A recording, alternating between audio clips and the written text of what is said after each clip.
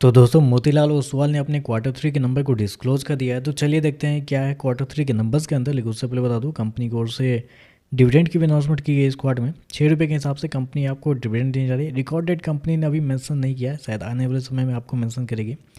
चलिए नंबर देखते हैं। डाटा लाक्स में मैं आपको क्रोस में बता रहा हूँ। पिछले क्वार्टर में कंपनी 1849 करोड़ का रेवेन्यू जनरेट करी ऑपरेशन के थ्रू। पिछले साल 1993 करोड़ के आसपास, जबकि अभी देखें तो कंपनी का रेवेन्यू 2111 करोड़ आपको जाता हुआ देखने को मिला। तो साल दर साल जाते हैं तो साल दर साल कंपनी के रेवेन्यू के अंदर लगभग 6% के आसपास की तेजी आपको देखने को मिली है। जबकि क्वार्टरली बेस पे जाते हैं तो क्वार्टरली बेस पे कंपनी के रेवेन्यू के अंदर लगभग बोल सकते हैं 14 से 15% के आसपास का जंप है। तो कंपनी का रेवेन्यू देखें तो आपको साल दर साल क्वार्टर क्वार्टर दोनों बढ़ता हुआ देखने को मिल रहा है। इंटरेस्ट इनकम देखते हैं। पिछले क्वार्टर में 641 करोड़, पिछले साल 604 करोड़, अभी देखें तो बढ़ के 688 करोड़ आपको जाता हुआ देखने को मिला। तो इंटरेस्ट इनकम भी बढ़ता हुआ देखने को मिला है। और दूसरा कंपनी का मेन इनकम जो आता है वो फी के थ्रू, कमीशन के थ्रू आता है। वो भी देखें तो आपको साल दर साल क्वार्टर क्वार्टर बढ़ता हुआ देखने को मिल रहा है। चलिए खर्चे क्या वो देखते हैं। तो देखिए पिछले क्वार्टर में कंपनी 1354 करोड़ खर्च किए थे, पिछले साल 1278 करोड़ के आसपास।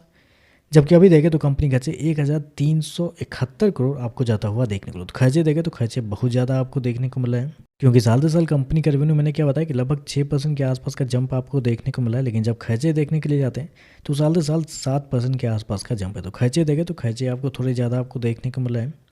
चलिए कंपनी का प्रॉफिट क्या निकलता है वो देखते हैं। तो देखिए पिछले क्वार्टर में कंपनी 362 करोड़ के प्रॉफिट में थी, पिछले साल 566 करोड़ के आसपास। जबकि अभी भी देखें तो कंपनी का प्रॉफिट 566 करोड़ आपको जाता हुआ देखने को मिला। तो साल दर साल जाते हैं तो साल दर साल कंपनी का प्रॉफिट फ्लैट आपको देखने को मिले। क्वार्टरली बेस पे जाते हैं तो यहाँ पे आपको तेजी आपको देखने को मिली, लगभग 52% के आसपास का जंप आपको देखने को मिला है। तो क्वार्टरली बेस पे अच्छा है। लेकिन साल दर साल जाते हैं तो कंपनी के रेवेन्यू 6% बढ़ने के बावजूद कंपनी का प्रॉफिट फ्लैट आपको देखने को मिला है।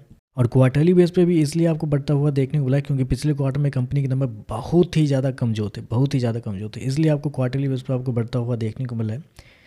हालांकि प्रॉफिट के बढ़ने के पीछे का रीज़न पिछले साल कंपनी का कुछ अदर इनकम भी था, लेकिन वो ज़्यादा मुझे नहीं लगता प्रॉब्लम होगा, क्योंकि 25 करोड़ से घट के 8 करोड़ के आसपास है।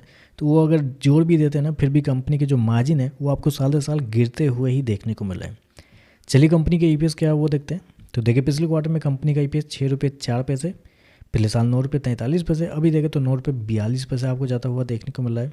तो ओवरऑल देखा जाए तो नंबर कुछ खास आपको देखने को नहीं मिले, कुछ अच्छे नंबर भी आपको देखने को नहीं मिले। हालांकि मोतीलाल ओसवाल पिछले कुछ महीनों से लगातार फोकस में है अपने कुछ एएमसी बिजनेस को लेके, क्योंकि बहुत सारे गड़बड़ी पाया जा रहा है कि उनके जितने भी एएमसी वाले जो बिजनेस है उसके जितने स्टॉक है उसके अंदर गिरावट भी आपको देखने को मिले। तो मार्केट थोड़ा सा ऑलरेडी इस कंपनी को लेकर थोड़ा सा नेगेटिव है।